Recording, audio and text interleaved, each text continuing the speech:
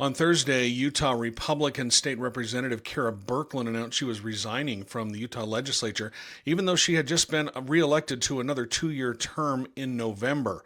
In a social media post, Birkeland said she was stepping down because of increased demands from her family and professional commitments. Birkeland was first appointed to the legislature in 2000, and in those 4 years, she sponsored a number of controversial pieces of legislation, including a ban on female transgender athletes competing in women's sports and restricting which bathrooms transgender people can use, bathrooms and locker rooms, in state-owned facilities. In July, Birkeland was hired as the Director of Policy for the Montana Grain Growers Association.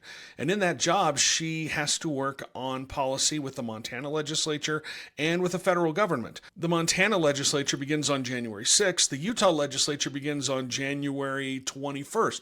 And it just seems like it would be impossible to do both of those jobs at the same time, which is probably one of the reasons why she decided to step down. Also, her husband moved to Montana in 2023 to take a job on her father's farm, and she told me that she's been shuffling back and forth between Montana and Utah, and that just caused too much of a strain for her professionally. So who's going to replace her in the legislature? Well, that decision's up to Republican delegates. They'll meet sometime in the next month or so to hold a special election and pick someone to serve in the legislature for the next 2 years. That's the same process that put Birkeland in the seat in the first place. Former Representative Logan Wild resigned after he was appointed to become the Utah Commissioner of Agriculture and Food under then Governor Gary Herbert, and Utah Republican delegates chose her to finish out the remainder of Wild's term. So delegates once again will pick a replacement in this seat. I think it's important to understand the dynamics of who's going to make that decision.